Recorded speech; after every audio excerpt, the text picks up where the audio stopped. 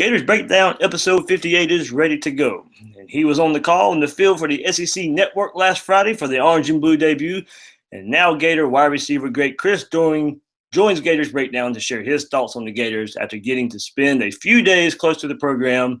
Chris, I can't thank you enough. Thank you so much for joining and talking some Gator football here on Gators Breakdown. Well, happy to do it. Thanks for having me, and I appreciate your patience with my lack of technical savviness here, man. Mine didn't shine too well either. I couldn't help you too much, but we got it figured out. Good deal, man. All right. I'm your host, David Waters. You can find me on Twitter at GatorDave_SEC. And Chris, I can find you on Twitter right at Chris Doering. That's correct. At Chris Doering, yep. All right. You can find all your Gators Breakdown episodes of the past on SoundCloud, iTunes, and YouTube. Just search those sites. Or get the links by following us on Twitter at Gators Breakdown and on Facebook. Just search Gators Breakdown. Also, share the show if you like and leave a review and rate on iTunes. So, Chris, we'll just pretty much dive right into it. What was it like being around the program, close to the program for a few days and getting to see the inner workings of these current 2017 players and coaches? It was good. My favorite thing about it is that the Gators were playing the Gators, so I could be a homer in that. It was no worry about offending any opponent fans or anything like that. So, it was very comfortable. Obviously, having Kevin Carter on the call with me was great. Enjoyed working with Clay Mavick as well. So that was nice, but comfortable surroundings with a lot of folks that I know, and really, an exciting time in this program, in my opinion. I think a lot of people were still, despite getting back-to-back trips to SEC championship game there in Atlanta, some negativity, some questions about where this program was headed.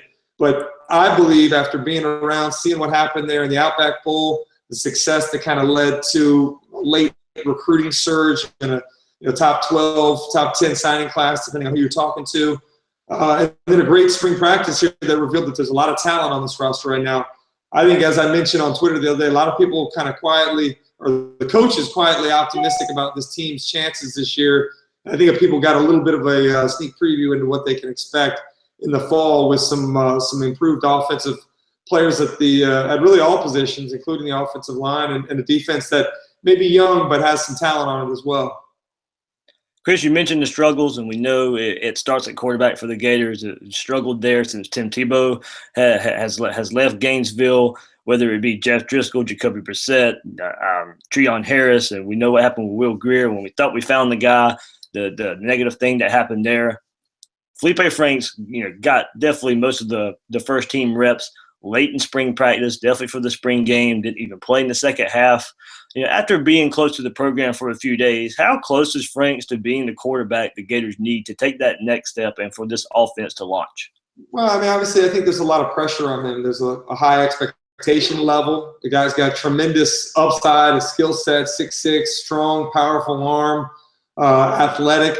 But the problem is that he just hasn't played a lot at this level. And for anybody to think, either of those redshirt freshman quarterbacks are going to step in well against Michigan in the first game of the season next year, it's a lot to ask. And I think, in my opinion, regardless of if it turns out to be one of those two guys or even Luke Del Rio. I think a lot of people have written off Luke Del Rio, which I think would be a bit premature as well, given the way that he knows this offense and can manage the players around him. And I think that's where you'll see, I mentioned it a minute ago, the major upgrade, in my opinion, is the talent and the depth of talent at all those positions around the quarterback. Now, you can point to any of the guys that have played in the last couple of seasons and say, hey, that was the real failure on this offense. But the fact of the matter is, there just haven't been a ton of playmakers. And so I think that this is a situation much like you would have seen in Alabama in past years prior to Jalen Hurts, is you need a game manager, a guy that can distribute the football, that's not going to put you in a bad situation, that can get you in the right plays at the line of scrimmage, and just execute with minimizing the negative plays. And you look at negative plays, that's what killed Florida in the last couple of years, particularly in the red zone last year. They were terrible with their execution, made a lot of self-inflicted errors, and took a lot of sacks. And I think if you can minimize those errors, this team with its improved talent level can be very competitive on the offensive side of the ball in the first time in a long time, in my opinion. Chris, I was going to go to Luke Del Rio next, and you mentioned it, and especially you guys in the broadcast, you made sure to mention Luke Del Rio could be a part of this Gator offense. Once fall camp rolls around, Where does he stand? If we're going into practice one, does he come in right away and maybe get the first team reps, or do they start with Franks there? I think it's difficult having missed the spring and the way that the season ended last year to kind of insert him. I think it's a wide open competition race, wide open competition at this point in time. I think Luke Del Rio, the respect that he has from his teammates, the way that he tried to battle last year. The guy was 5-1 as a starter. When he was healthy, he played really well. I mean, I think after the knee injury, he was very aware of the rush around him. Can he get back comfortable in the pocket and not have that rush affect him? When his shoulder was hurt, he tried to battle it out, and ultimately, that grit that he showed ended up hurting the team a little bit more, ironically, than if he would have just handed it off to Austin Appleby and let him take the reins at that point. But I do think that he has the command, the respect, this offense, and I think he's a factor in the competition, particularly because in this unique season where you're opening up against somebody like Michigan, minimize the mistakes, and certainly he's been in big-time situations at the college level where these other two guys have not to this point. Right. Chris, is it pretty obvious Kadarius Toney needs some type of package, whether it be short yardage or in the red zone, to maybe spark this offense as well from what we saw from his performance? I had a chance to stand back behind the huddle with Coach McElwain at the time Toney was in there, and you kind of get this sense he's smiling. He knows he's got this shiny, brand new toy, and figuring out how to utilize him is just, what they're going to work on during the offseason. As you mentioned, the package certainly will be ready. It's a lot of pressure on the defense, both in what they're having to defend and also what they're having to prepare for. The great part about what Toney brings is the ability to throw the football. Unlike or you put a running back in there and run some wildcat stuff, he can be a legitimate passing threat. The guy's got a strong arm, throws a nice spiral, as I noticed down there. And he's also a big physical guy. For being a guy that should be going to his high school prom right now, he is developed and looks much more like a college athlete than a lot of guys coming out, that are 18 years old at this point. So I think that certainly they'll find a way to utilize him. I talked to one of the guys that was my teammates there that works with the strength staff now, says he reminds him a lot of Peter Warwick. And I think that's obviously high praise and a high bar to set, but a guy that can work some quarterback stuff, that can play in the slot, that can play running back, and most importantly, get the ball in his hands because of that first step quickness and athleticism that he brings to your offense. He's a home run threat anytime he touches the football. Chris Doering joining us here on Gators Breakdown. And Chris, we'll hit the position you know best. I think it depends on how good the quarterback play is, but Antonio Callaway is one of the SEC's best receivers, in my opinion, but we just don't get to see it on a consistent basis, because of the quarterback play. The names are there. We've seen flashes of Tyree Cleveland. There was some word that Josh Hammond really came on this spring. We saw his 46-yard reception from Franks in the game. What makes this wide receiver core potentially good where they are weapons for these quarterbacks? Well, I think the problem has been in past years is a lot of pressure has fallen on the shoulders of Antonio Callaway and Brandon Powell. In fact, that's something that offensive coordinator Doug Nussmeier mentioned to me was we got to take the pressure off of Brandon Powell because of all that he's been asked to do in this offense. What made our receiving core so great back in the mid-'90s is that there were 7 or 8 of us that were legitimate, players at that position. And so now Antonio Callaway is not the focal point of the defense because you got guys like Tyree Cleveland, you got Josh Hammond now emerging, you got Powell back, Dre Massey back. I mean, there's just so many weapons. Is as good at the receiver position as I've seen, and maybe dating back into the late years of Urban Meyer. And I think that clearly improvement has come from a couple of things. One, consistency in the offense. This is the third year, heading into the third year of Doug Nussmeier in that offensive coordinator position. In the third year of Kerry Dixon at the receiver position. And I talked about this on the broadcast the other night. I think they had, 5 and 6 years different receiving coaches there. Right. Having a consistency of the same voice and the same teaching that you're working with day after day allows there to be growth. And I think you're seeing the recruiting now with some upgraded talent and the efforts of the coaching of Dixon and Nussmeier and McElwain in the development of those guys, showing that they're ready to really emerge as quality players in this conference. Chris, we were talking about offense. offense and how it's kind of, see how it was kind of like a machine a little bit, how everything works together.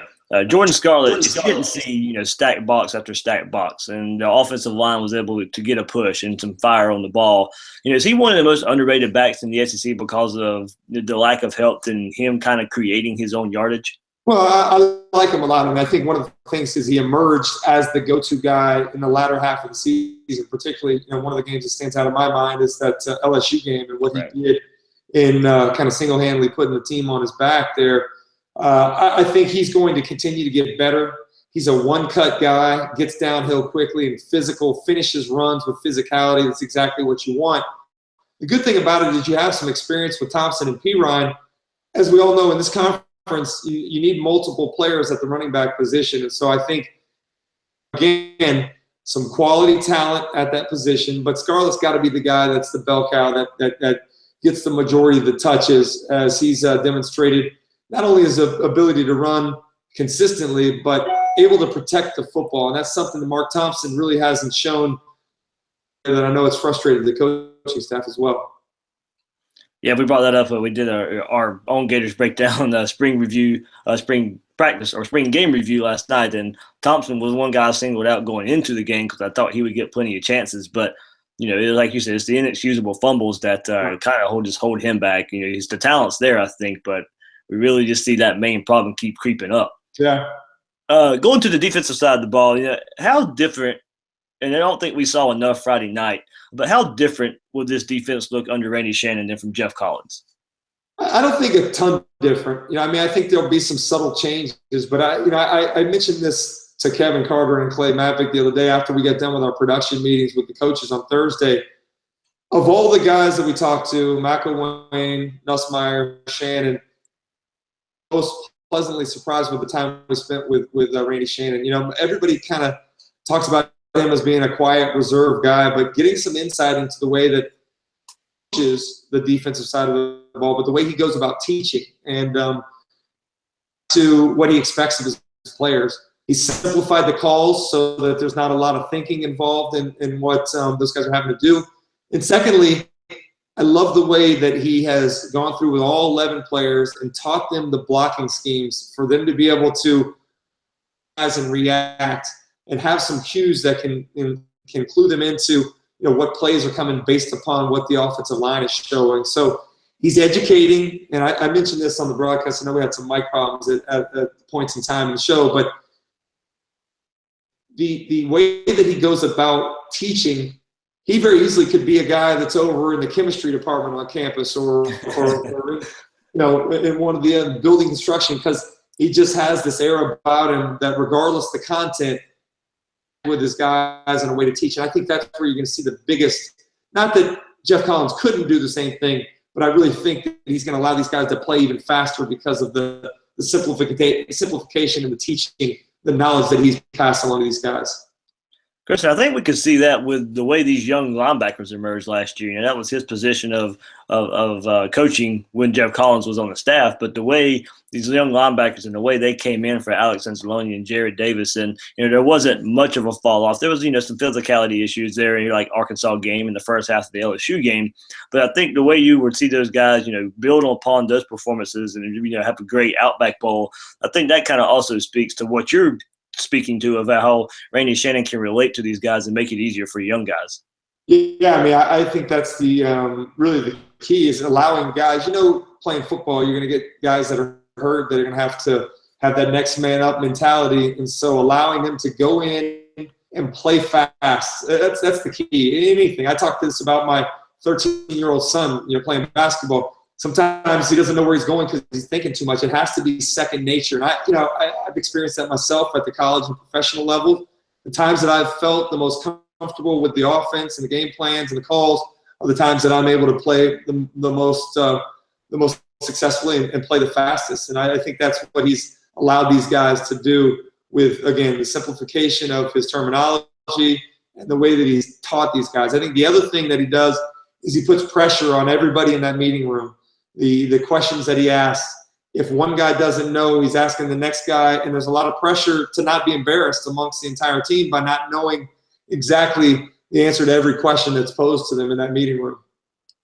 Gotcha. A couple more, Chris, before I let you go here. Program direction under Jim McElwain. How big is this 2017 season? In particular, the opener versus Michigan.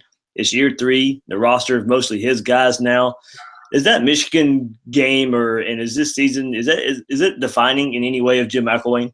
I don't want to say the Michigan game is. I mean, the great part about this, and I was talking to Judd Davis about this yesterday, is that you lose that football game while it's disappointing. You got 11 more, and it's not a conference game, so all your goals are still pretty much out there for the most part. I mean, we've seen every season where there's one lost team in the mix as you get down into the Final Four. So litmus test for where your team is in the beginning of the season and maybe where you need to improve to. I think this is a big season, nonetheless, despite having gone to Atlanta the last 2 years. Gap between where Florida is and where Alabama is, given those 2 ball games in Atlanta. So I think it's time to show that there is some improvement side and that the talent gap has been narrowed through the recruiting and the development of the guys that are on the roster. All right, thanks, Chris. And how does it feel having Coach Spurrier back close to the program? And are there any similarities of Coach Spurrier and McElwain?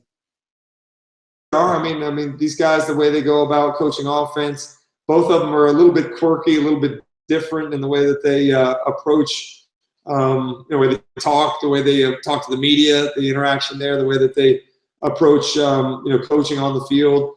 So I think I think there are some similarities, but for me personally, one of the hardest things was to look across that sideline and see Coach Spurrier in that garnet and black. So I'm very happy that he's back wearing the orange and blue. I know, the thing that I loved about him, playing for him, to him as it did to me. I grew up a lifelong Gator fan here in Gainesville, and so to play for the Gators meant a lot more for me than maybe it did some other players that didn't have that same background. Him experiencing it as a player and then coming back as a coach, he always took that kind of mindset of, hey, either you want to be a Gator or you're going to go elsewhere. And so I know how much it meant to him to come back here and to be back home. And so I'm excited to have him on our sideline again. Chris, I can't thank you enough for joining us here.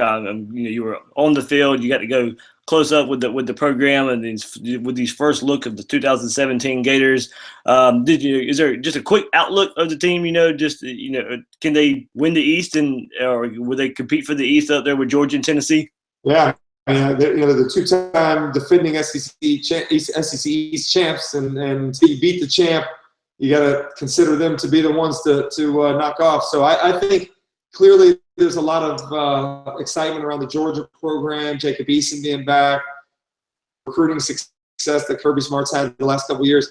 But I do believe that Florida will be in the mix when it's all said and done.